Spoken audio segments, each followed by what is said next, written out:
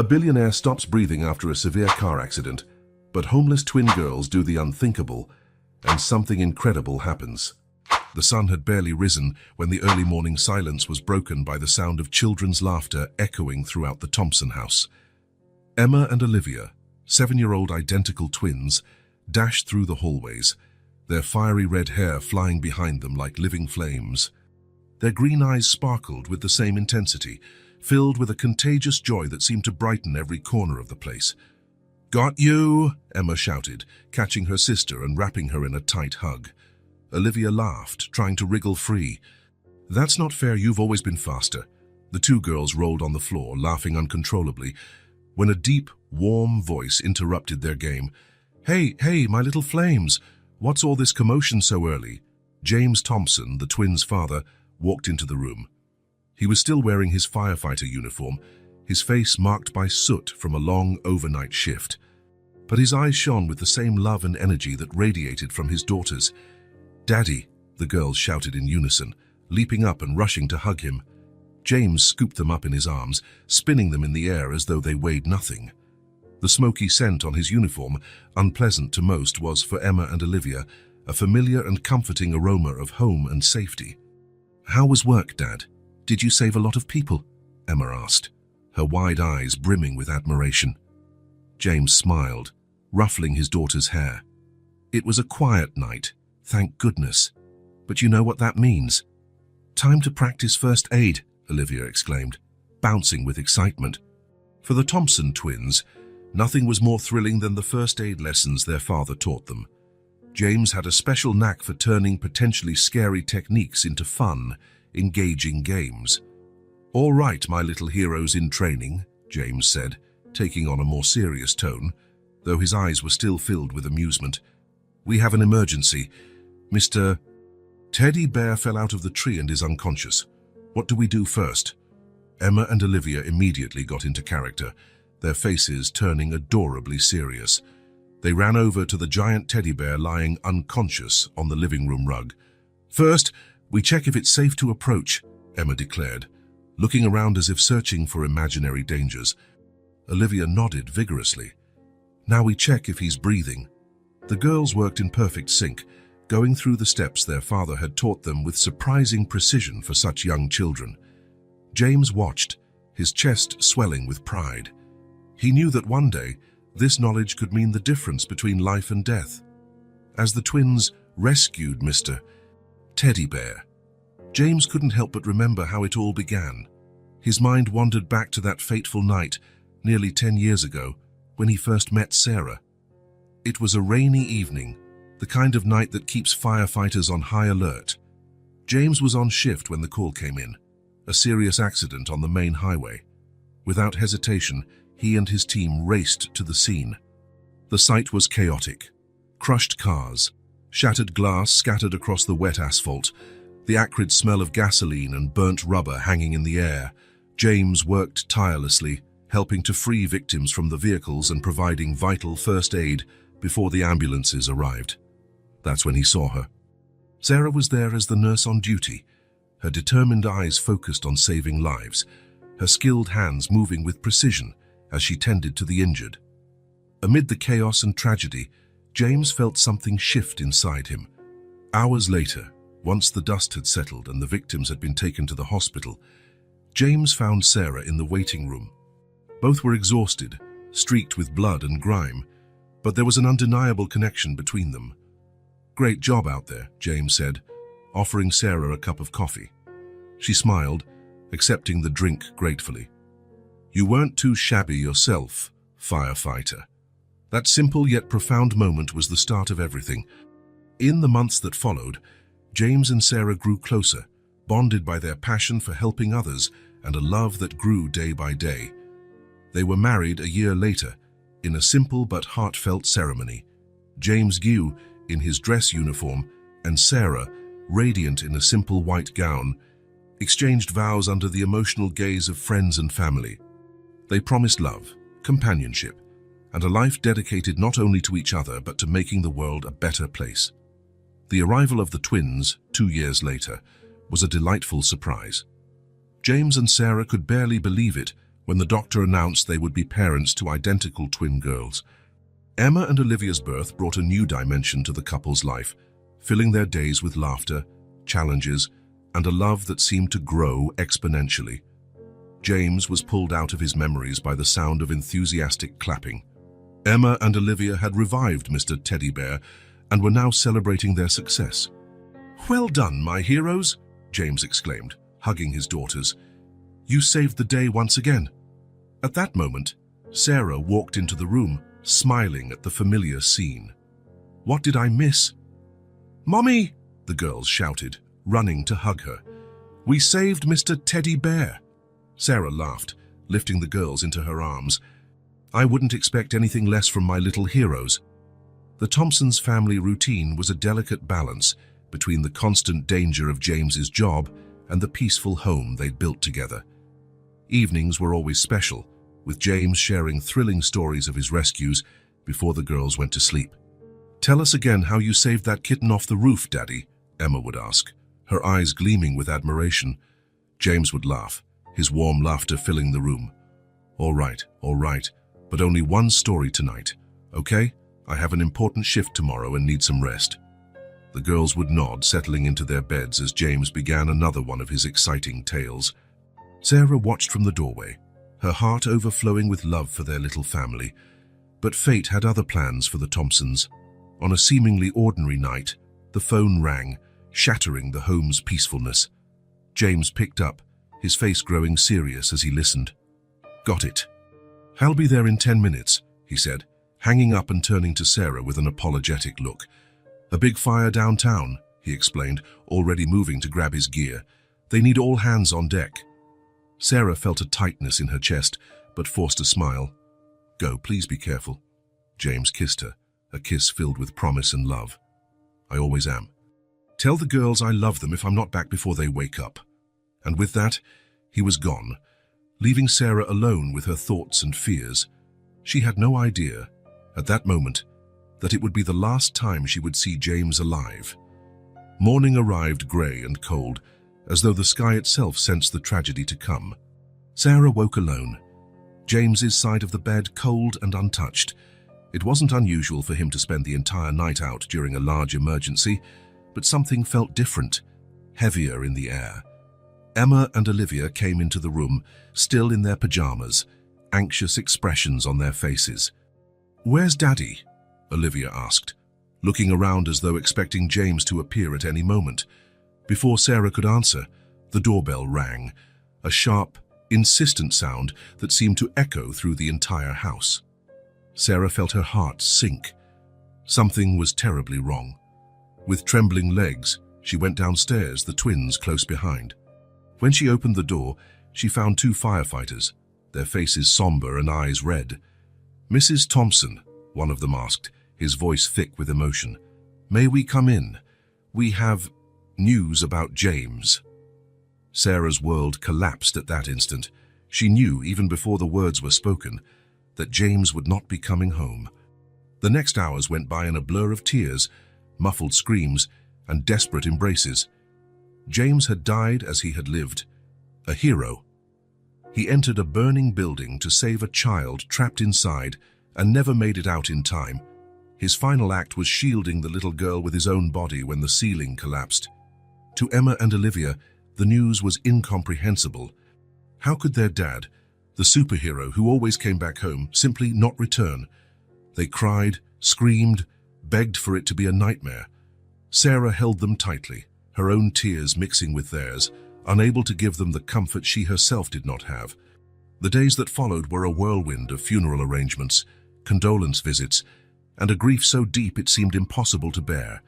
The funeral was a striking demonstration of James's impact on the community. Hundreds of people attended, many of whom he had saved over the years. But when the flowers wilted and the visitors stopped coming, Sarah found herself sinking into an abyss of depression. James's absence was like a black hole, sucking all the light and joy out of her life. Bills began to pile up. The survivors' benefits barely covered basic expenses.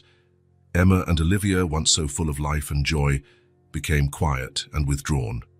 They watched their mother with worried eyes, sensing the change in the atmosphere of the house that once overflowed with love and laughter. Consumed by grief and financial worries, Sarah began selling the family's belongings. At first, it was small things, a few books, some appliances they rarely used, but soon, larger items began to vanish. The couch where James used to tell stories, the dining table where they shared happy meals, even some of James's clothes that Sarah initially couldn't part with. The house, once a warm home filled with happy memories, became increasingly empty and cold. The bare walls echoed the footsteps of the twins, who now played quietly, as though afraid to disturb the heavy mourning that enveloped the air. One day, about 3 months after James's death, Sarah woke up with a different expression on her face. There was a resolve in her eyes the girls hadn't seen in a long time. "We're going on a walk today," Sarah announced during their meager breakfast. "How about we visit that lovely park in the city center?" Emma and Olivia exchanged surprised yet excited looks. It had been a while since they'd gone anywhere besides school or on essential errands. The park was busy that sunny afternoon. Children ran and played, couples strolled hand in hand, and older folks fed pigeons on the benches. For a moment, the twins felt a spark of their former joy return, running to the swings with laughs that hadn't been heard in a long time. Sarah watched them from a nearby bench, her face a mask of conflicting emotions. After a while, she approached her daughters. "Girls," she said, her voice trembling, "I need to go buy something at that little store over there. Can you wait here at the swings? I'll be back in a few minutes." Emma and Olivia nodded, still caught up in their game. Sarah kissed their foreheads, hugging them for a long moment before stepping away. Minutes turned into hours. The sun began to set, casting long shadows across a park now emptying out. Tired and hungry, Emma and Olivia looked around anxiously, expecting to see their mother return at any moment. "Where's Mom? Emma?" Olivia asked, her voice small and scared. Trying to be strong for her sister, Emma replied, "She'll come back." She promised she would. But as night fell and the park lights turned on, the terrible truth began to sink in. Sarah wouldn't be coming back. Just like their dad, she had left them. Alone in the world, the twins clung to each other, shivering with cold and fear. The distant sound of a siren reminded them of their father, of the warmth of his hugs and the stories of bravery he used to share. "What do we do now?" Olivia whispered, tears streaming down her freckled cheeks. Emma squeezed her sister's hand, a determination growing in her young heart. "We stay together," she said firmly. "Dad taught us to be strong and brave. We'll look after each other, just like he would have wanted." And so the heroes' daughters faced their first night alone, unaware that their own journey of courage and survival was only beginning. James's legacy would live on through them, guiding them through the challenges that lay ahead. Night fell over the park, wrapping Emma and Olivia in a blanket of darkness and uncertainty. The street lamps flickered, casting dancing shadows that looked like monsters to the girls' frightened eyes. The cold intensified, making them shiver in their thin jackets. "Emma, I'm scared," Olivia whispered, clinging to her sister. Trying to be brave, Emma hugged Olivia tightly. "Me too, Liv, but we have to be courageous, just like Dad taught us." The hours dragged on. The silence of the night was occasionally broken by distant cars or barking dogs, each noise making the twins jump. Hunger began to gnaw at them, their stomachs rumbling in protest. With the first rays of sunlight, Emma and Olivia faced the harsh reality of their situation. Hungry, tired, and scared, they needed to find a way forward. The days that followed were a brutal lesson in street life. The twins wandered around the city, quickly learning that survival depended on their wits and courage. One rainy afternoon, while seeking shelter, Emma and Olivia discovered an abandoned warehouse on the outskirts of the city. The roof had holes, and the floor was littered with trash. But to the exhausted girls, it felt like a palace. "We can stay here," Emma said, inspecting the place. "At least we'll be dry and away from prying eyes." Olivia nodded, helping her sister clear a corner where they could sleep. Using cardboard and old newspapers, they fashioned a makeshift bed. Hunger was a constant companion. The twins learned to identify the best times to ask for food at bakeries and restaurants. They found out that just before closing, many establishments were willing to donate leftover food that would otherwise be thrown out. "Excuse me," Emma would ask timidly at a bakery, "do you have any bread you're going to throw away? We're really hungry." Sometimes they were ignored, other times shooed away, but occasionally they found kind souls who offered not just food, but also a look of compassion that warmed their hearts. One afternoon, while rummaging through a dumpster, they heard a groan. In a dark corner, they found an elderly man, clearly homeless, clutching his arm in pain. "Are you all right, sir?" Olivia asked, approaching cautiously. The man looked at them, his eyes filled with hurt. "I fell and hurt my arm. I think it's broken." Emma and Olivia exchanged glances. The first aid lessons their dad had taught them sprang to mind. "We can help," Emma said, kneeling beside the man. "Our dad was a firefighter, and he taught us a few things." Carefully, the girls examined his arm. It wasn't broken, but there was a nasty cut that needed attention. Using the techniques James had shown them during their teddy bear hospital games, they cleaned and bandaged the man's wound. The man, who introduced himself as Mr. Joe, was amazed at the girls' skill. "You're angels," he said, tears in his eyes. "How can I ever thank you?" Emma and Olivia looked at each other. "Do you know any safe places to sleep?" Emma asked timidly. Mr. Joe smiled kindly. "Come with me. I know some places and people who can help." That encounter marked a turning point in the twins' lives. Mr. Joe introduced them to a small community of homeless individuals who looked out for one another. In exchange for providing basic first aid, the girls received protection and guidance on surviving the streets. Emma and Olivia developed a system for keeping each other safe. While one slept, the other stood guard. They learned to recognize warning signs of danger and trust their instincts. "Remember when Dad taught us about teamwork?" Emma said one night as they settled in to sleep in their corner of the warehouse. "He'd say we're doing a great job looking out for each other." Over time, the twins established a routine.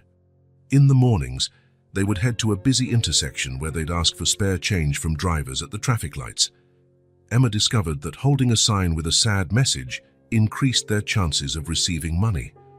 "Please help 2 orphaned sisters," read the sign, written in childish letters on a piece of cardboard. People in cars often gave them coins or even bills, moved by the sight of 2 young girls alone on the streets. Emma and Olivia saved every penny, knowing they might need it for emergencies. But street life was tough and dangerous. Cold was a constant enemy, especially at night. The girls learned to sleep huddled together, sharing body heat. Hunger was another daily battle. Some days, they managed only a few scraps, their stomachs aching from emptiness.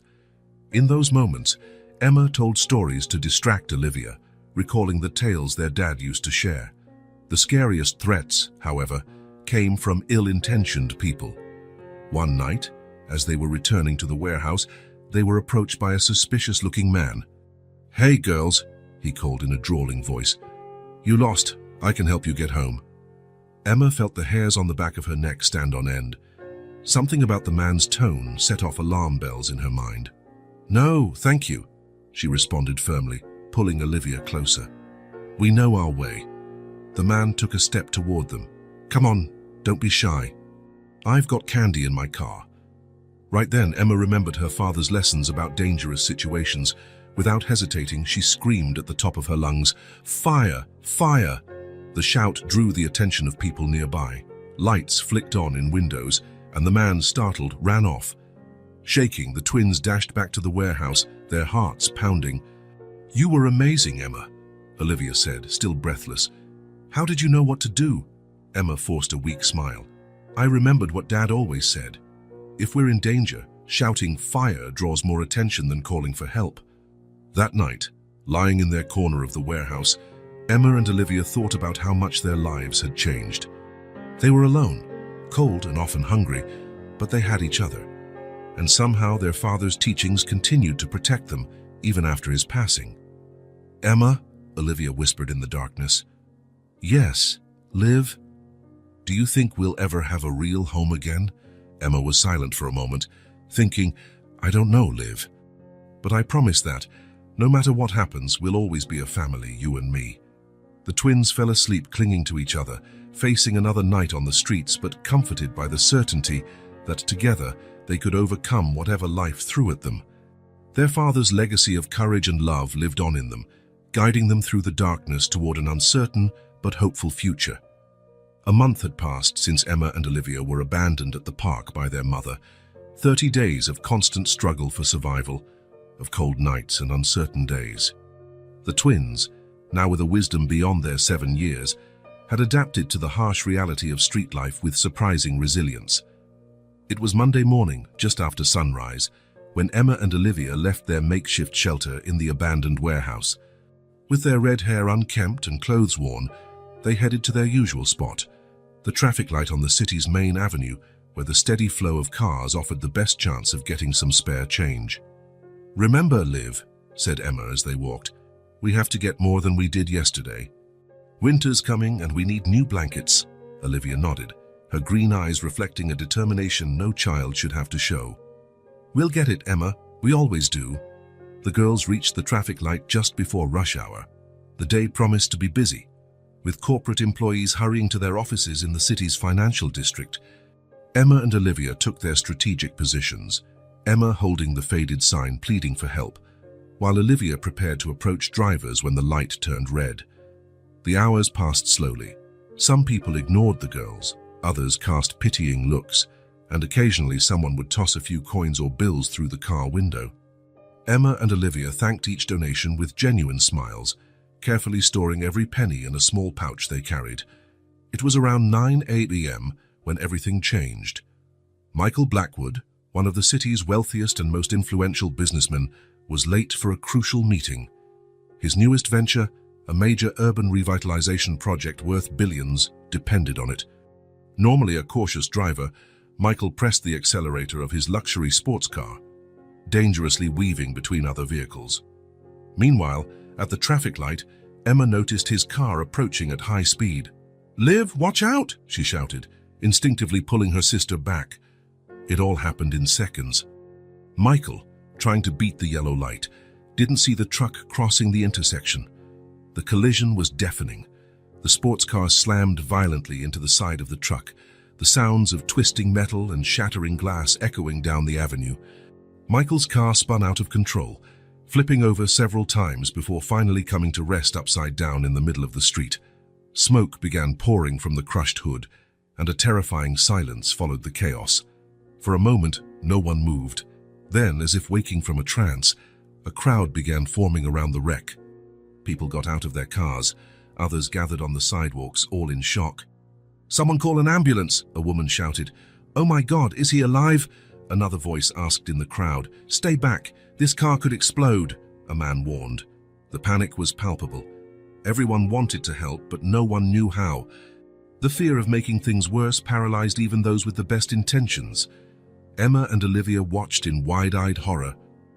The crash brought back painful memories of their father, of the stories he told about rescues and the importance of staying calm in an emergency. That's when Emma noticed something. Through the shattered windshield, she could see the driver. He was motionless, hanging upside down by his seatbelt. His skin was pale, and Emma couldn't tell if his chest was moving. "Liv," Emma whispered, squeezing her sister's hand. "I think he needs help. Right now." Olivia looked at her sister, immediately understanding. "But Emma, we're scared. What if we mess up?" Emma closed her eyes for a moment, remembering her father's words. A true hero isn't someone who feels no fear, but someone who acts despite it. "We have to try, Liv," Emma said, her voice trembling slightly. "Dad wouldn't forgive us if we didn't help." The twins exchanged a look of mutual understanding and hand in hand began to push through the crowd. Some people tried to stop them, but the determination in the girls' eyes made them step aside. Reaching the overturned car, Emma took immediate charge. "Liv, keep an eye on his breathing, like Dad taught us. I'll try to get him out of the car." Carefully, Emma crawled into the wrecked vehicle. The smell of gasoline and smoke was strong, but she ignored it, focusing on the task at hand.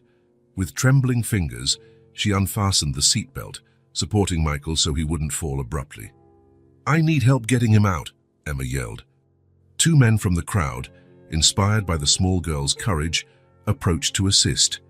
Together, they managed to pull Michael out of the car and lay him on the asphalt. Emma immediately checked for vital signs. Just as her father had demonstrated countless times during their rescue games, her heart froze when she realized Michael wasn't breathing. "Liv, he's not breathing." "I'm starting compressions," Emma said, her voice shaking but resolute. Olivia nodded, positioning herself by Michael's head. "I'm watching his breathing. Emma, you can do this." Emma began chest compressions, pressing down on Michael's chest with all the strength her small body could muster. She counted out loud, recalling her father's lessons. 1, 2, 3, 4.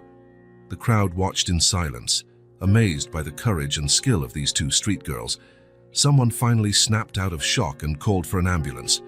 While monitoring Michael's breathing, Olivia spoke words of encouragement, both for her sister and the unconscious man. "You're doing great, Emma. Keep going. And sir, please come back to us. So many people need you." The twins continued their efforts tirelessly. Emma, arms aching and sweat dripping down her face, refused to stop. Olivia, tears in her eyes, kept watch, silently praying for a miracle. Minutes felt like hours. The crowd stood in tense silence, broken only by Emma's steady counting and Olivia's soft words of encouragement. Suddenly, just when Emma felt she couldn't keep going any longer, it happened. Michael gasped deeply, his eyes fluttering open in shock. "He's breathing!" Olivia cried out, a look of relief shining on her tear-streaked face. The crowd erupted in applause and shouts of joy. Emma, trembling with exhaustion and relief, sat down next to Michael, who was now coughing and trying to orient himself. That was the moment the sound of ambulance sirens became audible in the distance. "Emma, we have to go," Olivia whispered urgently. "Remember what Mr. Joe said about the police and street kids?" Emma hesitated for a moment, reluctant to leave Michael, but she knew Olivia was right. They couldn't risk being caught and separated. With one last glance at Michael, now being tended to by the crowd, the twins slipped away. They blended into the gathering of onlookers and disappeared down a side street just in time to avoid the arriving ambulances and police cars. From a nearby alley, Emma and Olivia watched closely as paramedics jumped out of the ambulance and ran toward Michael. The scene unfolding before them felt surreal, like something they were watching in a movie. The paramedics worked efficiently, their professional voices cutting through the murmurs of the crowd. "Male, approximately 40, cardiac arrest reversed by bystanders," one of them reported while another checked Michael's vital signs. Emma and Olivia looked on, fascinated, recognizing some of the procedures the paramedics were performing. It was like watching their father's lessons come to life. "Look, Liv," Emma whispered, discreetly pointing. "They're checking his pupils, just like Dad taught us." Olivia nodded, her eyes wide with admiration. "And that device they're putting on his finger, it's for measuring oxygen in the blood, right?" The girls watched, captivated, as the paramedics worked swiftly to stabilize Michael. They carefully placed him on a stretcher, secured a cervical collar, and attached portable monitors. "Blood pressure is stabilizing," announced one of the paramedics. "We're moving him to the ambulance now." Emma and Olivia held their breath as the stretcher was lifted, and Michael was carried toward the ambulance. For the first time, the girls got a clear look at the man they had saved. Despite the cuts and bruises, there was something oddly familiar about him, as though they'd seen him somewhere before. "Emma," Olivia whispered, squeezing her sister's hand, "do you think we did the right thing? What if he doesn't make it?" Emma swallowed hard, feeling the weight of the responsibility they had taken on. "We did what Dad would have done, Liv. We gave him a chance. Now we have to trust the doctors to do the rest." The ambulance doors slammed shut, and the sirens blared once again as the vehicle sped away.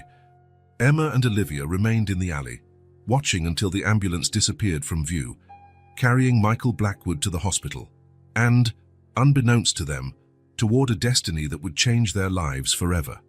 The echo of the sirens gradually faded, leaving behind a strange, heavy silence.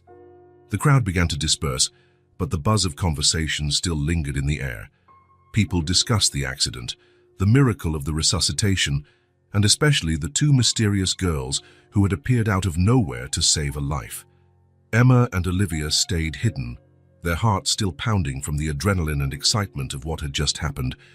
They watched the police interview witnesses, trying to piece together the events leading to the accident and subsequent rescue. "It was two little girls," they heard a woman tell an officer. "So small, red hair. They came out of nowhere and knew exactly what to do. I've never seen anything like it." "It's true," agreed a nearby man. "They saved that guy's life. They were like angels, I swear." Emma and Olivia glanced at each other, a mix of pride and fear in their eyes. On the one hand, they were glad to have helped, glad to have done something their father would have been proud of. On the other, they were terrified of being discovered and separated. "Emma," Olivia whispered, her voice trembling slightly, "what if they find us? What if they put us in an orphanage?" Emma hugged her sister, trying to convey a confidence she didn't fully feel. "They won't find us, Liv. We're smart, remember. We'll be okay." The twins lingered in the alley for a few more minutes, watching as the accident site was cleaned up. The wreck of Michael's car was towed away, traffic gradually returned to normal, and city life seemed to resume its usual pace. "Let's go, Liv," Emma finally said. "We have to get back to the warehouse. We still need food for today." With one last look at the spot where their paths had crossed with Michael Blackwood's, Emma and Olivia turned away and slipped into the city's shadows, leaving the scene of their heroic act behind and returning to the harsh reality of their lives on the streets. As they walked back to their makeshift shelter, the twins reflected on that morning's events. The gravity of what they had done began to settle on their small shoulders. "Emma," Olivia said after a few minutes of silence, "do you think Dad would be proud of us?" Emma stopped, turning to face her sister. Their matching green eyes, so like Olivia's, shone with a mix of pride, sadness, and determination. "I'm sure he would, Liv," Emma replied softly but firmly. "Remember what he always said. A hero isn't about wearing a cape or having superpowers. It's about doing the right thing, even when it's hard or scary." Olivia nodded, a small smile tugging at her freckled face. "He'd say we were brave." "Yes," Emma agreed, taking her sister's hand. "And he'd remind us we have to keep being brave. Come on, we have a long day ahead." The twins continued walking, their steps a bit lighter despite the exhaustion. They had no idea that their actions that morning had set off a chain of events that would change their lives forever. Meanwhile, the ambulance carrying Michael Blackwood raced through city streets, sirens wailing. Inside, paramedics continued their efforts to stabilize him. "Blood pressure at 100/60, heart rate 88, one of them announced. "He's responding well," said another. Those girls really did save his life. As the ambulance approached the hospital, Michael began to regain consciousness. His eyes opened slowly, dazed and confused. Where am I?" he murmured. "Sir, you've been in a car accident," explained one of the paramedics. "We're taking you to the hospital. Stay calm, you're in good hands." Michael tried to nod, but pain stopped him. His last memories before losing consciousness were hazy. The deafening crash, the world spinning, and then two small red-haired figures. "The girls," he whispered, before slipping back into unconsciousness. The ambulance finally reached the hospital, its doors opening to reveal a team of doctors and nurses ready to receive the patient. Michael was quickly transferred to a gurney and whisked into the ER, disappearing behind the double doors. While the medical team fought to save Michael Blackwood's life, Emma and Olivia arrived at their abandoned warehouse, exhausted, hungry, but carrying a new light in their eyes. They settled into their corner, sharing what little food they had managed to gather before the accident. "Emma?" Olivia called, her voice heavy with sleep. "Yes, Liv? Do you think we'll ever know if that man is okay?" Emma pulled the tattered blanket over them. "I don't know, Liv, but we did our part. Now we have to keep looking after each other, like always." The twins fell asleep, curled up together, unaware that destiny had already set in motion the gears that would forever change their lives. In the hospital, hovering between life and death, Michael Blackwood dreamed of two small red-haired heroes, determined to find them as soon as he regained consciousness. Outside, the city went on at its usual frantic pace, unaware of the drama unfolding both in the hospital ward and the abandoned warehouse. But the lives of Michael, Emma, and Olivia had become intertwined in a way none of them could have foreseen, and nothing would ever be the same again.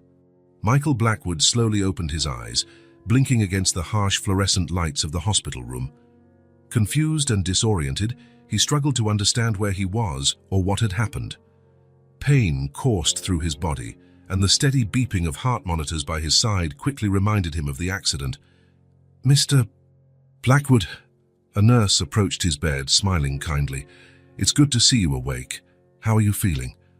Michael tried to speak, but his throat felt raw. The nurse offered him a cup of water, which he accepted gratefully. What happened?" he finally managed to ask, his voice hoarse. "You were in a pretty serious car accident," the nurse explained. "You're very lucky. If it hadn't been for those two little Girls?" Michael interrupted, a vague memory of red hair and green eyes flickering in his mind. "What girls?" The nurse smiled. "Two young girls who were there at the scene. From what witnesses said, they performed CPR and kept you alive until the ambulance arrived." "True heroes." Michael closed his eyes, trying to recall. Flashes of the accident played through his mind. The crash, the pain, the darkness.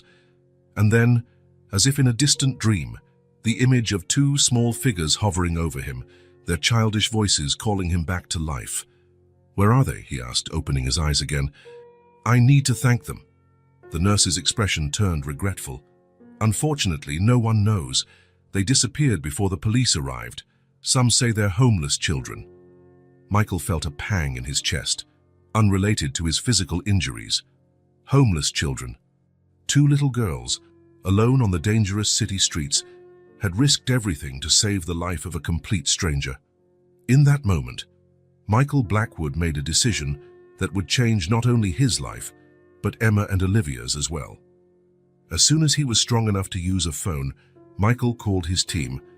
His personal assistant, lawyers, and most importantly, the best private investigators money could hire. "I want you to find those girls," he ordered, his voice still weak but filled with determination. "Use whatever resources you need. Security footage, witnesses, anything. I don't care about the cost. Just find them." In the days that followed, while Michael recovered in the hospital, an extensive search operation was launched. Investigators painstakingly pored over surveillance footage from the area, frame by frame, looking for any clues about the mysterious rescuers. Witnesses were interviewed, their descriptions meticulously noted and cross-referenced. Two little girls, twins, red hair, green eyes, around 6 or 7 years old, wearing worn clothes, but clean, skilled in first aid, as though they had been trained. The investigators began to track a pattern of movement. There were accounts of people seeing the girls begging at traffic lights, sleeping in parks, looking for food near restaurants. Slowly, a map of the twins' life on the streets took shape. Michael, though confined to his hospital bed, became obsessed with the search. He demanded constant updates and spent hours poring over reports and theories. His physical recovery was swift, driven by his determination to find the girls who had saved his life. A week after the accident, the first concrete report arrived. Grainy photos from security cameras showed two small red-haired figures. The images weren't clear, but they were enough to confirm the twins' existence. Michael studied the photos for hours, a strange sense of familiarity growing inside him. Suddenly, like a bolt of lightning, realization struck him. "I've seen them," he murmured, staring at the images. "I've passed them before on the street, near my office." Memories flooded back of rushed days, running from one meeting to another, driving by two small figures at a traffic light without ever truly seeing them. How many times had he ignored their pleas for help, too wrapped up in his own life to notice two desperate children? Guilt and resolve surged within Michael. He no longer just wanted to find the girls to thank them. He felt he owed them. He owed them for saving his life and for all those times he had failed to notice their suffering. As days passed, the search intensified. The investigators followed every lead, every rumor about the twins' whereabouts. Finally, exactly 1 week after the accident, the news Michael had been waiting for arrived. "Sir, we believe we've located the girls' shelter," the lead investigator reported. "It's an abandoned warehouse on the outskirts of the city." We're almost certain they're there. Michael, who had been discharged from the hospital the previous day, didn't hesitate. Get the car ready. I'm going myself. His assistants tried to dissuade him, warning that he was still recovering and it could be dangerous. But Michael was adamant. He needed to see the girls with his own eyes to thank them personally. The sun was setting when Michael's car stopped at a discreet distance from the abandoned warehouse. His heart pounded, a mix of anxiety and anticipation. Stay here, he ordered his driver and security detail. I'm going alone. I don't want to scare them. Stepping carefully, Michael approached the warehouse. The place was desolate, with broken windows and graffiti-covered walls. How could two little girls survive in a place like this? He slipped inside quietly, letting his eyes adjust to the dim light. Then he saw them, curled up in a corner, clinging to one another under a ragged blanket, were Emma and Olivia. Michael felt his heart tighten. Seeing them so small and vulnerable brought tears to his eyes. He moved closer slowly, trying not to startle them. "Hello," he said softly. The girls woke with a start, their eyes wide with fear at the sight of a stranger. "Please don't be scared," Michael continued, kneeling so he was at their level. "I'm not going to hurt you. So I'm here to thank you." Emma, ever the protector, placed herself in front of Olivia. "Thank us for what?" she asked, her small voice firm. Michael gave a gentle smile. "For saving my life. The car accident. Remember, I'm the man you helped." Recognition flickered in the twins' eyes. Olivia peered out from behind her sister, curiosity conquering her fear. "Are you okay?" she asked shyly. Michael nodded, tears now freely rolling down his face. "Yes, thanks to you. You're true heroes." Slowly, Michael gained the girls' trust. They told him their story, about their firefighter father, the first aid lessons, the abandonment, and their struggle to survive on the streets. Michael listened, his heart breaking for the pain these two innocent children had endured. When they finished, he made a decision. "Emma, Olivia," he said, his voice choked with emotion, "you saved my life. Now, if you'll let me, I'd like to save yours. Come with me. Let me give you a home, food, safety. And I promise we'll find your mom and figure out what happened." The twins looked at each other, years of distrust battling the hope that Michael's words sparked in their hearts. "Can we stay together?" Emma asked, squeezing Olivia's hand. Michael smiled, holding out his hands to them. "Always, I promise." With hesitation, Emma and Olivia each took Michael's hands. In that moment, as they left the dark warehouse behind for the twilight outside, a new life began for the three lost souls fate had brought together. Michael gently guided them to his car, where his team waited anxiously. His assistant's expressions of shock at seeing two dirty, ragged girls did not go unnoticed by him. "Everyone," Michael announced, his voice laden with emotion and resolve. "Meet Emma and Olivia. They're my honored guests and must be treated with the utmost respect and care." As the car pulled away toward Michael's mansion, Emma and Olivia huddled together in the back seat, their small hands still gripping Michael's tightly. They gazed out the window, watching the familiar street slip by, scarcely believing how drastically their lives had changed. Michael observed them, his heart filled with conflicting emotions: gratitude, compassion, determination, and a growing sense of responsibility for these two young lives fate had placed in his path. "Girls," he said gently, causing them to look at him, "I promise you this is only the beginning of a new journey. Together, we'll discover what happened to your mum, and I'll do everything in my power to give you the life you deserve." Emma and Olivia nodded silently, their eyes bright with a mixture of hope and apprehension. As the car drove through the night, taking them toward an uncertain but promising future, the twins allowed themselves, for the first time in a long while, to dream of a better tomorrow. Michael's search had ended, but a new journey was just beginning. A journey of healing, discovery, and possibly redemption for everyone involved. As the car approached Michael's mansion, the bright city lights gave way to a quieter, tree-lined neighborhood. Emma and Olivia, exhausted by the day's emotions, had fallen asleep in the back seat, their heads resting gently against each other. Michael watched them with a mix of tenderness and worry. He knew the coming days, weeks, and months would be challenging. Adjusting to a new life, dealing with the trauma of abandonment and the loss of their father, plus searching for the girl's mother, there was a long road ahead. When the car finally pulled up in front of the imposing mansion, Michael gently woke the twins. "Emma, Olivia," he said softly, "we're here. This is your new home." The girls rubbed their eyes, blinking in surprise at the sight of the massive house before them. It was bigger than any building they had ever seen up close. "Shall we go inside?" Michael asked, extending a hand to each of them. With a mixture of fear and curiosity, Emma and Olivia took Michael's hands and stepped out of the car. As they climbed the steps to the entrance, Michael silently vowed to do everything in his power to give them the home, love, and security they deserved. The doors of Michael Blackwood's mansion opened, revealing a whole new world for Emma and Olivia. The twins, still holding hands, took their first hesitant steps into the grand foyer, their eyes wide with amazement. "Welcome to your new home," Michael said kindly, watching the girls' reactions. Emma and Olivia looked around, speechless. The high ceiling, the crystal chandeliers, the paintings on the walls. It was like stepping into a fairy tale. It was a stark contrast to the abandoned warehouse they had called home just hours earlier. Is all this ours?" Olivia whispered, as though she feared speaking aloud might make it all vanish. Michael smiled, kneeling to their level. "Yes, it's yours now. Shall we take a tour? I have a special surprise to show you." He guided them through the house, patiently explaining each room. The enormous kitchen made the girls' stomachs rumble, reminding everyone that they probably hadn't eaten properly in days. The library impressed Emma, who had always loved her dad's stories. The TV room, with its massive screen, made Olivia's eyes light up.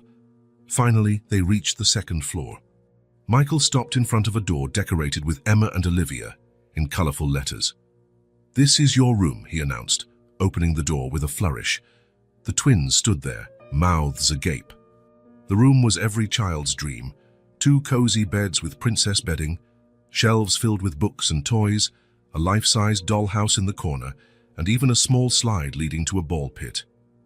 "Michael had it all prepared while you were on your way here," explained the housekeeper, who had followed them discreetly.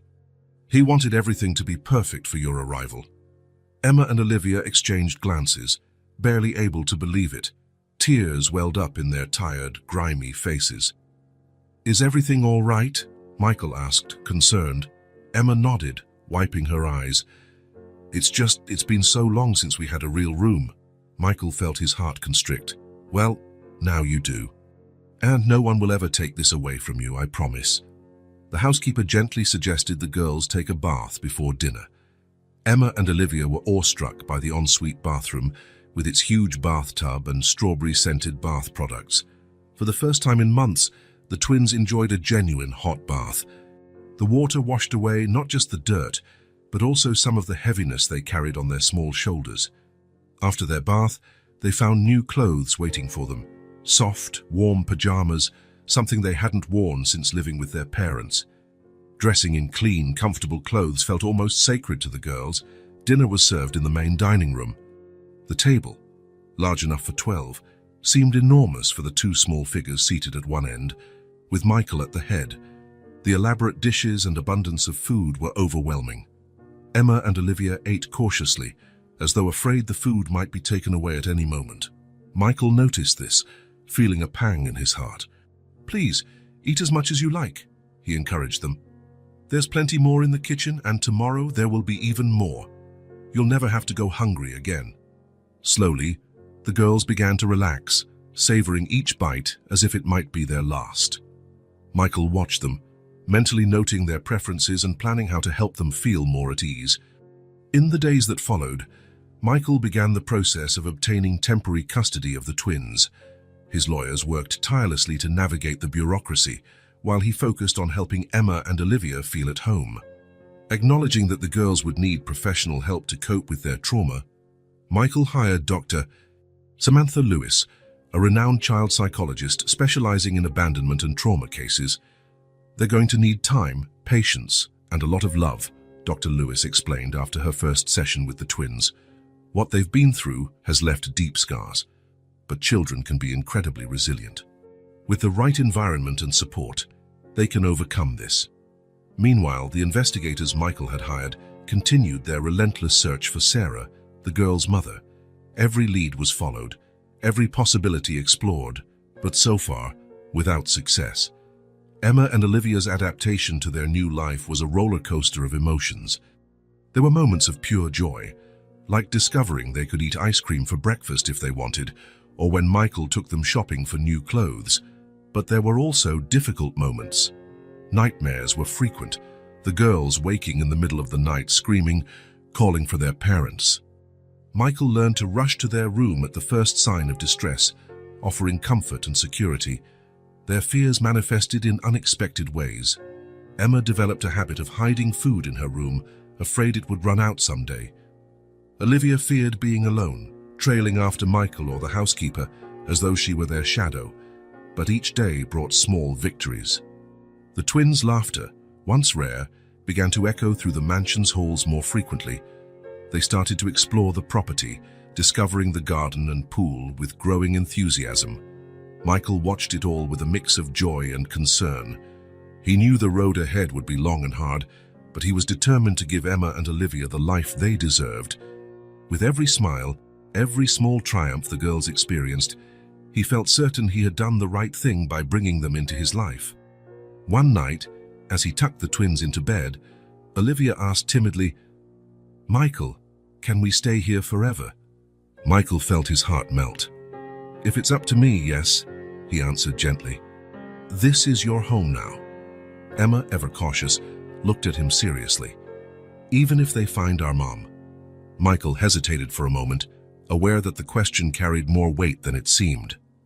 "We'll figure that out when the time comes," he finally said. "But I promise that, no matter what happens, you'll always have a home with me." The girls seemed satisfied with that answer, settling into their beds. Michael kissed their foreheads before leaving the room, his heart filled with a love he never imagined he could feel. On his way back to his office, Michael reflected on how much his life had changed in recent weeks. The cold, calculating businessman he had once been felt like a distant memory. Emma and Olivia had brought color and purpose to a life that used to be lonely. Sitting at his desk, Michael looked at the pile of investigation reports. Somewhere out there, Sarah was hiding, holding the answers to the many questions that haunted the twins. He would do anything to find her, not just for their sake, but to understand how a mother could leave her daughters behind. With a sigh, Michael picked up the top report. The search continued, but for now, he focused on healing Emma and Olivia's broken hearts, one day at a time. While Michael pored over the reports, a soft sound caught his attention. Looking up, he saw Emma standing in the office doorway, her sleepy eyes and new teddy bear clutched tight to her chest. "Emma, everything okay, sweetie?" Michael asked, immediately standing up. The girl nodded shyly. "I just wanted to make sure you were still here," she murmured. Michael felt his heart ache. He walked over to Emma, kneeling to meet her eyes. "I'll always be here for you, Emma. Always." Emma suddenly hugged him, surprising Michael. He returned the embrace, feeling her small body relax in his arms. "Come on, I'll take you back to bed," Michael said softly, picking Emma up in his arms. As he carried her to the twins' bedroom, Michael thought about the long road that still lay ahead. But with each small moment like this, he knew they were moving in the right direction. Emma and Olivia's new life was just beginning, and Michael was determined to make it the best it could be. A week had passed since Michael brought Emma and Olivia to his mansion.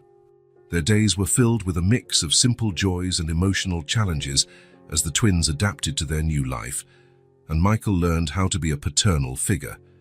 That sunny Saturday morning, Michael decided it was time to have a deeper conversation with the girls about their past. He found them in the garden, happily playing with a set of colorful balls he had bought for them. "Emma, Olivia," he called gently, approaching them. "May I join you for a moment? There's something important I'd like to discuss." The twins stopped playing, exchanging apprehensive glances before nodding. Michael sat on the grass with them, forming a small circle. "Girl," he began, choosing his words carefully, I know moving in here has been a huge change for you both, and I know it must be hard to talk about your mom." Emma and Olivia tensed at the mention of their mother. Michael noticed and continued gently. "I don't want to push you, but I was thinking maybe we could talk about her a little. Maybe you could tell me what she was like, what she did." Silence fell. Olivia looked at Emma, as if asking for permission to speak. Emma, always the protector, gave a small nod. "She was a nurse," Olivia said quietly.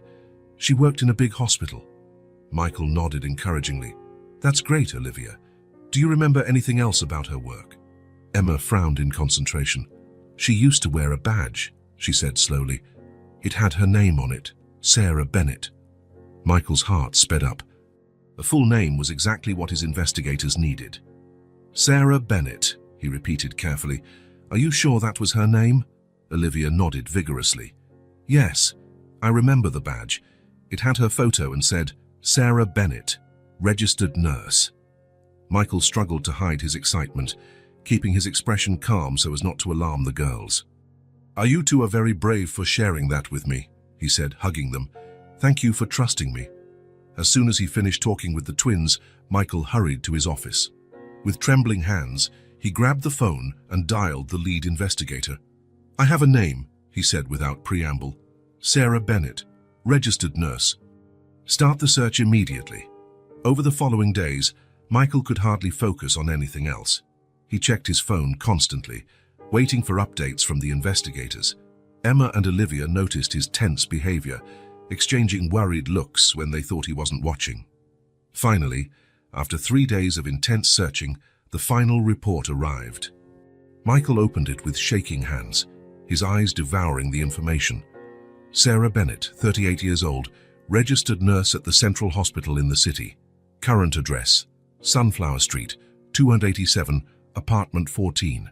Divorced, no recorded children. Michael felt a whirlwind of emotions, relief at finally finding Sarah, anger at the thought of her abandonment, and a strange anxiety over what he would do next. Without a second thought, he grabbed his keys and headed out, pausing only to tell the housekeeper he'd be gone for a few hours and to ask her to watch over the girls. The drive to the hospital seemed endless. Michael parked and walked into the reception area, his heart pounding so loudly he was sure everyone could hear it. "Good afternoon," he said, trying to keep his voice steady. "I'd like to speak with Sarah Bennett, please." The receptionist eyed him curiously. "She's on shift today. May I ask what this is regarding?" Michael hesitated. "It's a personal matter. Very important." After a tense moment, the receptionist nodded and made an internal call. "Sarah Bennett, please report to the front desk." "Sarah Bennett? Front desk?" The minutes that followed felt like ages. Michael was about to ask again when he heard footsteps approaching. He turned and felt the world come to a halt. There, wearing a nurse's uniform and looking confused, was Sarah. The confusion on her face slowly gave way to shock, and she grew pale, her hands beginning to tremble. "Dad," she whispered, her voice barely audible. Michael felt tears welling in his eyes. "Sarah," he responded, his voice thick with emotion. For a moment, they stood there in silence, father and daughter staring at each other, years of pain, regret, and longing passing between them in an instant. Suddenly, as if driven by an invisible force, Sarah threw herself into Michael's arms. He held her tightly, tears now streaming freely down his face. "I'm so sorry," Sarah sobbed against his chest. "I'm so sorry." Michael hugged her even tighter, stroking her hair the way he had when she was a child. "Shh, it's all right now. I'm here." Aware of the curious looks around them, they pulled apart slightly. Sarah wiped away her tears and looked at her father. Can we talk somewhere private?" she asked hesitantly. Michael nodded, and Sarah led him to a small and empty break room. They sat down, a heavy silence filling the space. How did you find me?" Sarah finally asked. Michael took a deep breath. "It's a long story, but first, Sarah, I have to know. Why did you abandon your daughters?" Sarah went pale again, fresh tears brimming in her eyes. "Do you know about Emma and Olivia?" Michael nodded grimly. "They literally saved my life, Sarah." Over the next few minutes, Michael told Sarah everything about the accident, the miraculous rescue by the twins, and how he'd found them living on the streets. Sarah listened, horrified and amazed at the same time. When Michael finished, she covered her face with her hands, sobbing uncontrollably. I don't even know where to start," she said at last, her voice shaking. "After James died, I was lost. Depression swallowed me up. I could barely take care of myself, let alone 2 little girls." She took a deep breath, trying to steady herself. "I thought they'd be better off without me, that someone would find them and give them the home I no longer could. I never imagined they'd end up on the streets." Michael listened in silence, his heart breaking for the obvious pain his daughter was in. Part of him wanted to shout at her, to condemn her for what she had done, but another part understood the desperation that could drive someone to make such decisions.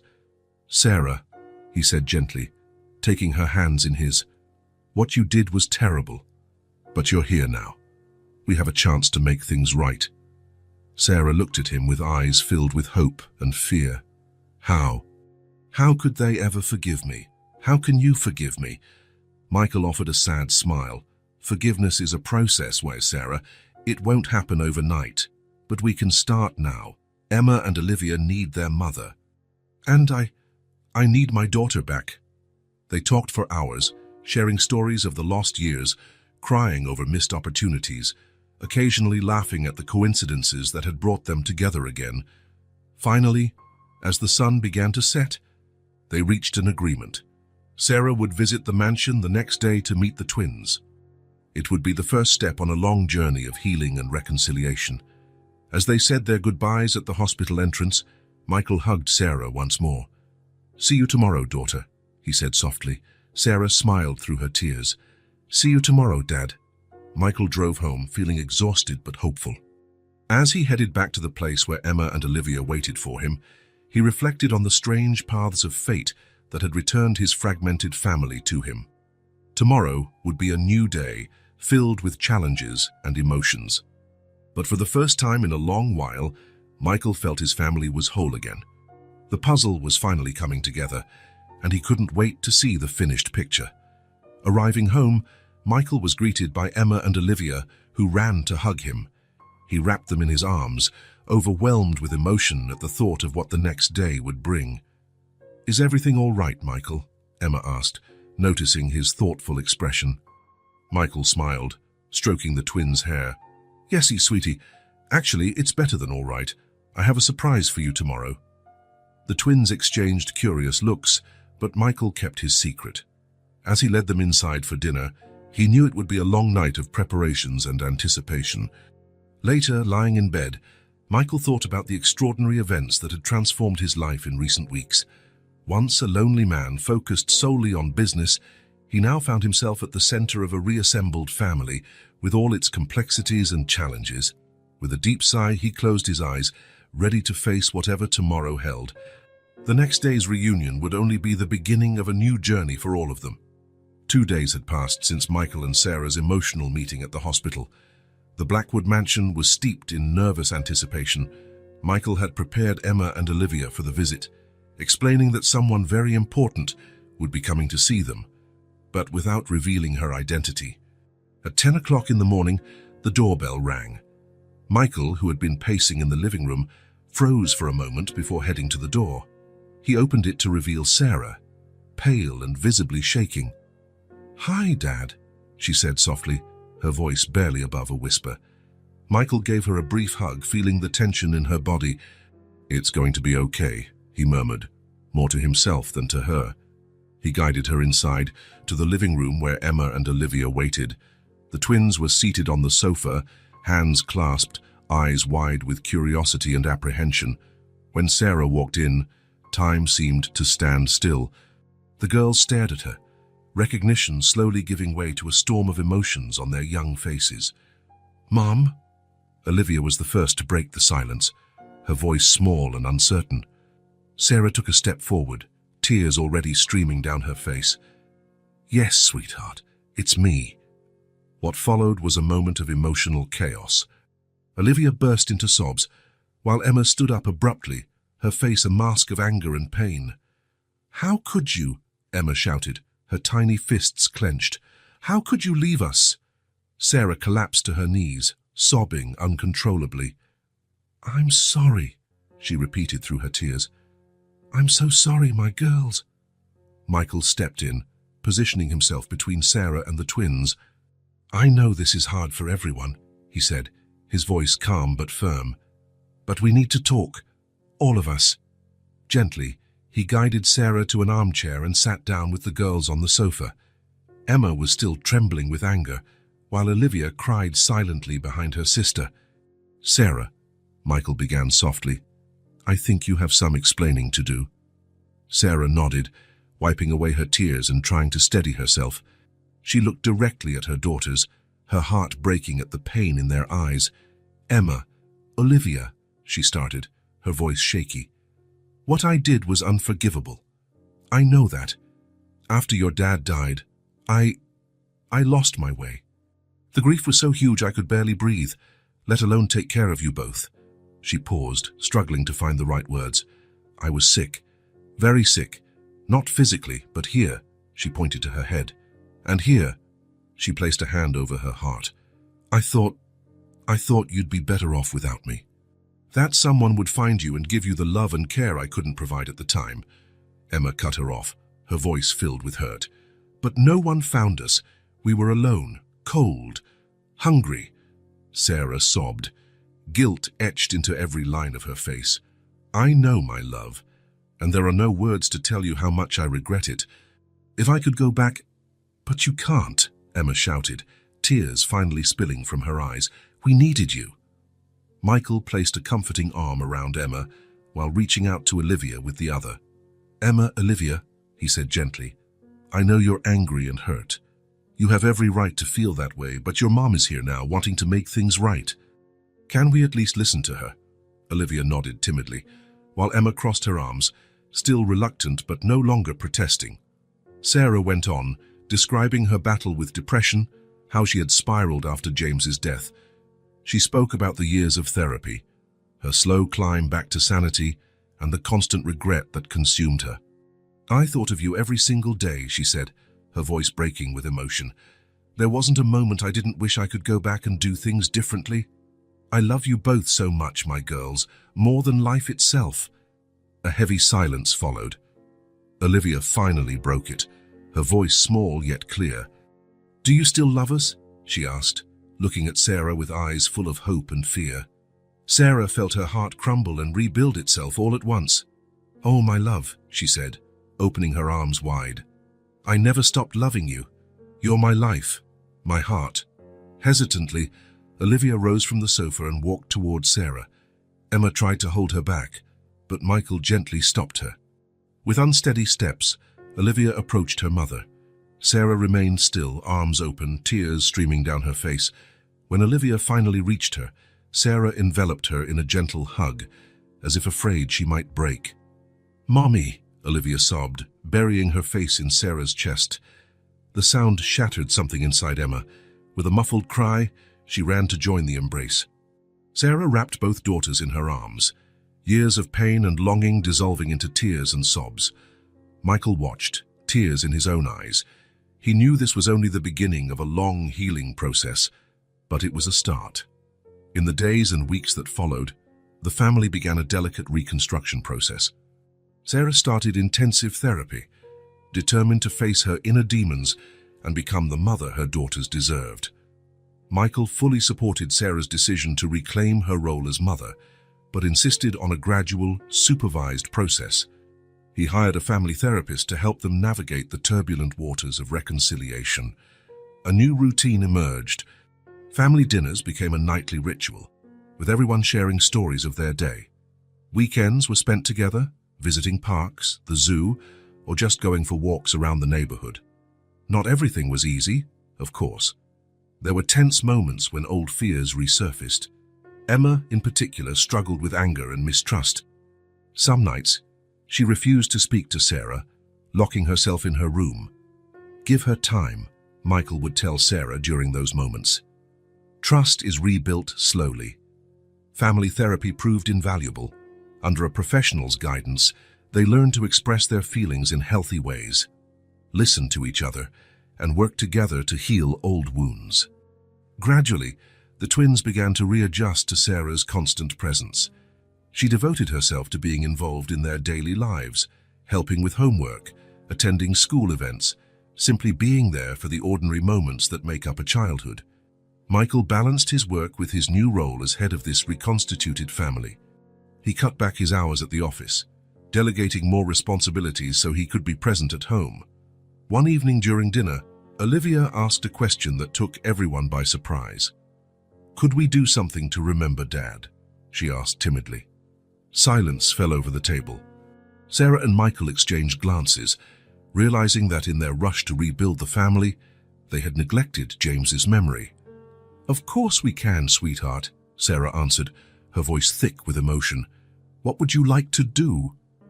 That was how they decided to create a memorial for James in the mansion's garden. Over the next few weekends, the entire family worked together to build a beautiful rose garden, James's favorite flower, with a commemorative plaque and a bench to sit and remember him. As the months went by, the family dynamic continued to evolve. Emma gradually lowered her defenses, allowing herself to trust Sarah again. Olivia blossomed under the love and attention of both parents, and Sarah, with Michael's unwavering support and her own therapy, grew stronger and more confident every day in her role as a mother. During a particularly joyful dinner, about 6 months after their initial reunion, Sarah made a proposal that would once again change the course of their lives. "I've been thinking," she began, hesitant, looking at both Michael and the girls. Maybe I could move in here, so we can all be together." A tense silence followed.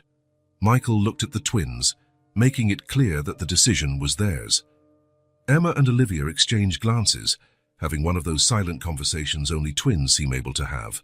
Finally, Emma turned to Sarah, a small smile playing on her lips. "I guess we have a spare room," she said.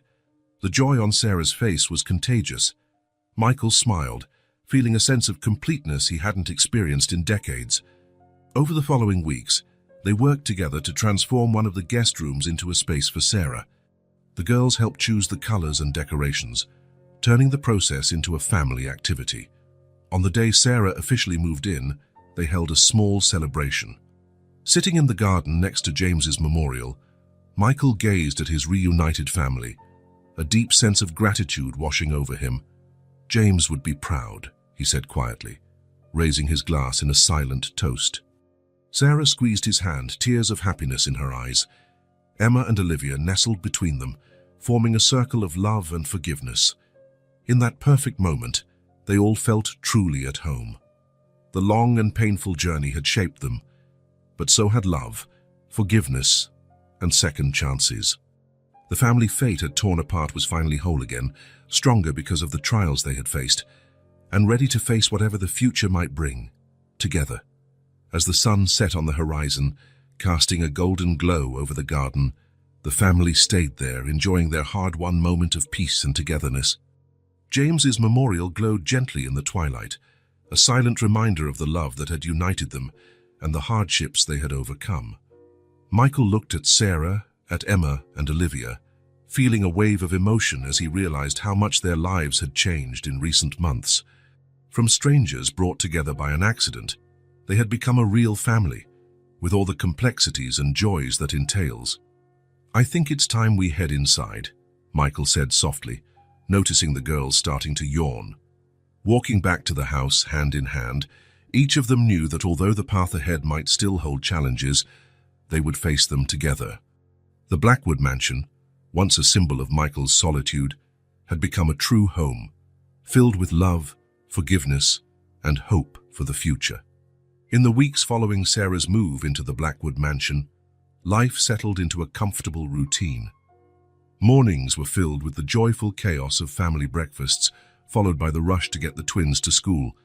Sarah and Michael found a balance, sharing parenting duties and supporting each other. However, Sarah began noticing subtle changes in her body. She initially blamed extra fatigue and occasional nausea on the stress of adapting to her new life. But as the symptoms persisted and intensified, A suspicion formed in her mind. One morning, while Michael took the twins to school, Sarah took the opportunity to schedule a discreet doctor's appointment. Sitting in the waiting room, she couldn't stop twisting her hands, her thoughts a whirlwind of possibilities and worries. "Sarah Bennett," the nurse called, pulling her from her anxious reverie. The examination was quick and efficient. When the doctor returned with the results, his gentle smile confirmed Sarah's suspicions before he even spoke. "Congratulations, Ms. Bennett. You're about 6 weeks pregnant." The words hit Sarah like lightning. Pregnant. At 38, with 2 daughters she had barely reclaimed, she was pregnant again. The drive back home was a blur. Sarah hardly remembered steering the car, her mind swirling with conflicted emotions. Joy, fear, guilt, hope, all colliding in her heart. Arriving at the mansion, Sarah retreated to her room, needing a private moment to process the news. Sitting on the edge of the bed, she placed a hand over her still flat belly, silent tears rolling down her cheeks. "How can I do this right this time?" she whispered to herself. "How can I possibly deserve this second chance?" Memories of her past, of abandoning Emma and Olivia, weighed heavily on her. But along with the guilt came a fierce determination. This child would be a chance at redemption, an opportunity to be the mother she'd always wanted to be from the start. The rest of the day passed in nervous agitation as Sarah waited for Michael to return, uncertain how he'd react to the news. When he got home from work, she asked him to step into the garden for a private conversation, away from the twins' curious ears. "Michael," she began, her voice trembling, "I have something I need to tell you." He looked at her with concern, noticing how on edge she seemed. "What is it, Sarah? Are you okay?" Sarah took a deep breath, summoning courage. I'm pregnant." The silence that followed felt endless. Sarah watched a series of emotions cross Michael's face: surprise, confusion, and finally pure, radiant joy. "Pregnant?" he repeated, a smile slowly spreading across his face. "Sarah, that's wonderful." He pulled her into a tight hug, tears of happiness in his eyes. "I know you must be scared," he said gently, "but we're in this together. I'll be by your side every step of the way." Relief flooded Sarah, and she let herself relax in Michael's arms, tears flowing freely. "What about the girls?" she asked, her worry evident. "How will we tell them?" Michael pulled back slightly, keeping his hands on her shoulders. "We'll do it together. How about a special dinner tomorrow night?" "We can let them know then." Sarah nodded, feeling lighter and more confident with Michael's support. Together, they planned the dinner, deciding to create a warm, festive atmosphere for the big announcement. The next evening, the dining table was set with the finest dishes and lit by candles. Emma and Olivia exchanged curious glances, sensing that something important was about to happen. After dessert, Michael cleared his throat, capturing everyone's attention. "Girls," he began, "your mum and I have some very special news to share with you." Sarah took Michael's hand, her heart pounding. Emma, Olivia," she said, her voice shaking slightly, "you're going to have a little brother or sister. I'm pregnant." The silence that followed was broken by Olivia's squeal of delight. "A baby. We're going to have a baby in the family." Emma, on the other hand, remained quiet, her face reflecting a storm of conflicting emotions. You're not going to leave us again, are you?" she finally asked, her voice small and uncertain. Sarah felt her heart break. She got up and knelt beside Emma's chair, taking her hands in her own. "Never again, my love," she promised, tears in her eyes. "I'm here to stay. All of us. You, Olivia, Michael, and this baby. We're a family, and families stick together." Slowly, a tentative smile appeared on Emma's face. She looked at Michael for confirmation, and he nodded encouragingly. "So," Emma said slowly, "I'm going to be a big sister." "The best big sister," Sarah affirmed, pulling Emma into a hug. The tension in the room lifted, replaced by a celebratory mood. Olivia peppered everyone with questions about the baby, while Emma, still a bit hesitant, began to warm to the idea. Later that night, after the girls had gone to bed, Sarah and Michael sat on the porch, reflecting on the day's events. "You know," Michael said thoughtfully, This whole experience has made me realize there are so many kids out there who need help, just like Emma and Olivia did. Sarah nodded, understanding immediately. You're thinking of doing something about it. Michael smiled, taking Sarah's hand. What if we started a foundation to help orphan children and families in need? We could make a real difference. Sarah's eyes sparkled with excitement. Michael, that's a wonderful idea. We could involve the girls too, teach them the importance of helping others. They spent the rest of the evening discussing plans for the foundation, their hearts brimming with hope for the future. The arrival of the new baby would not just expand their family, but also be the catalyst for something bigger, something that could positively impact countless lives. In the following days, the Blackwood mansion buzzed with joyful anticipation. Emma and Olivia spent hours debating baby names and planning how to decorate their siblings' future room. Sarah, supported by Michael's constant love and the girls' growing excitement, began to fully embrace her pregnancy. Each bout of morning sickness, every small bodily change, was met not with fear, but with gratitude and hope. As the family prepared for this new chapter in their lives, there was a palpable sense that this baby represented more than just a new life. It was a symbol of redemption, of second chances, and of the transformative power of love and forgiveness. The mansion, once a place of solitude for Michael, now overflowed with life and possibility. And as the sun set on yet another day, the Blackwood family gazed into the future with full hearts and bright smiles, ready for the adventures ahead. Sarah and Michael remained on the porch for a long time, enjoying the night's quiet and the sense of anticipation that filled the air. Their hands were entwined. A simple gesture weighted with their shared experiences and the promise of a future together. "It's funny," Sarah murmured, breaking the silence, "how life can change so quickly. A few months ago, I wouldn't have dared dream of a moment like this." Michael squeezed her hand gently. "And now here we are, planning not just a new family member, but also a way to give back to the world." They exchanged a glance filled with mutual understanding and love. The road ahead would be challenging, but they would face it side by side.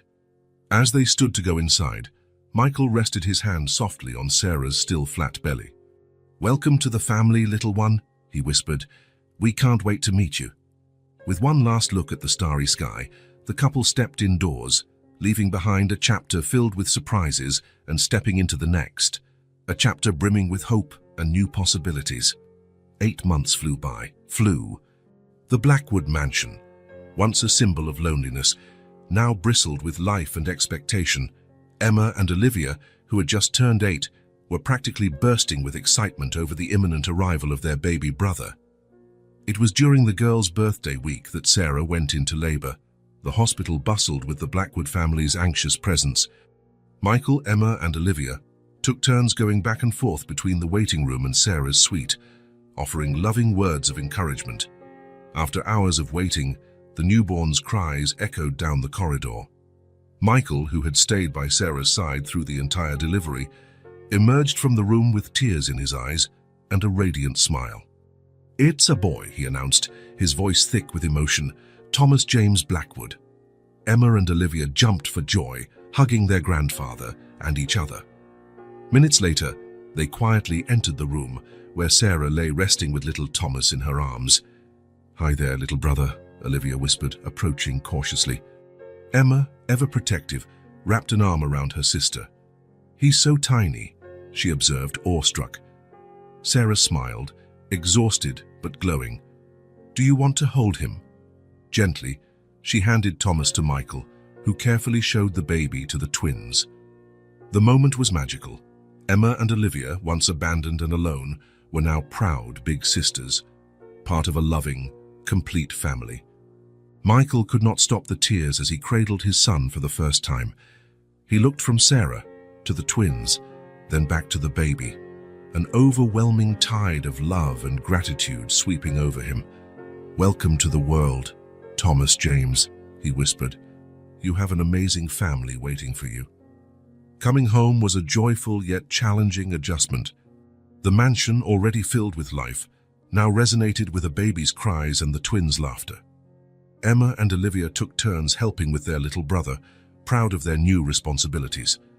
A few weeks later, once the family had settled into a new routine, the big day arrived, the official launch of the Blackwood Children's Foundation. The event was held in a grand ballroom, filled with dignitaries, press, and supporters. Michael, impeccable in his suit, opened the ceremony with a moving speech about second chances and the power of love. Next, to everyone's surprise, Sarah took the stage with Thomas peacefully sleeping in her arms.